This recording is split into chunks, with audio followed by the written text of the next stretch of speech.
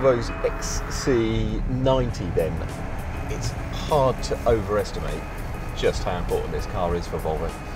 You'll know the old XC90, it's been on sale since 2002. Volvo sold 600 odd thousand of them, owners love them, so this one has got a big old job on its hands to replace it. Not only that, it's an all-new modular platform that will underpin all Volvos in the future. I mean, this is Volvo's newest car now. In 4 or 5 years' time, this will be the oldest car in the Volvo range. That's how far this platform has got to go. It's built in a new factory, has a new range of modular engines, petrols and diesels, all 4 cylinders. Volvo's not going to make anything bigger than a 4-cylinder motor. So, it needs to be good. Now, Volvo has earmarked 4 areas where it wanted to be class leading with this car. And they are safety, because it's Volvo and it should, environment, because it's Volvo and that's what they do, design, sort of Swedish design. I'll let you judge that for yourself, really. I think it's pretty pleasant. And the 4th one is intuitiveness, or functionality, if you like. So what you can probably see around me are the fact that where a cabin usually would have 30, 40, Volvo reckons some manufacturers might even have 50 or 60 buttons put around a cockpit. The XC90 only has 8. Now, I mean, that's a slight exaggeration because actually I've got a button for a drive mode and handbrake and stuff down here, and even though actually most things are dealt with by this touchscreen that I'll come to in a moment, there is a sort of iPodish home button in the middle of it. But it is this upright portrait display that now handles everything. Is it intuitive? Well, Volvo reckons it's got something over even an iPad, in that you can use it with gloves on.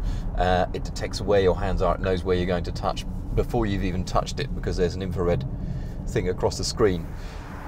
And, praise be, it is fast. I mean, scrolling around the map on the nav mode is very easy. I've waited, I don't know how long, for a navigation system that you can just flick left and right and the map goes where it wants to.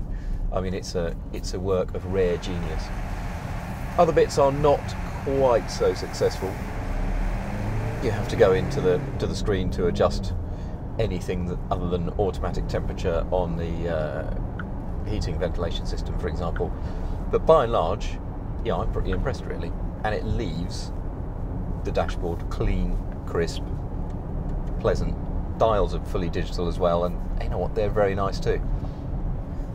What you might have noticed on Volvo's list of 4 things it must beat the world in were not chassis dynamics or refinement.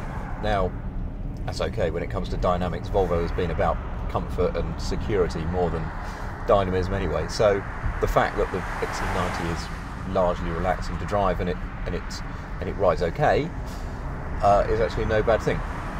But it wouldn't hurt if A, the engine was a little bit quieter, and B, also if the gearbox response was just a bit crisper, because the problem is it is a little bit sluggish to change gear, and of course, because of the intuitive system, there is no S button for the gearbox. You've got to go into all the menus and change your drive mode if you actually want to make the gearbox a bit more responsive. Now the question is, does any of that matter? I suspect not a lot, because this Volvo does exactly what the last XC90 did very well. It sits 2 in the front in brilliant comfort, 3 in the centre row in brilliant comfort, and even 2 people right in the boot in pretty good comfort, actually. The seats in the back are the same as the seats in the middle.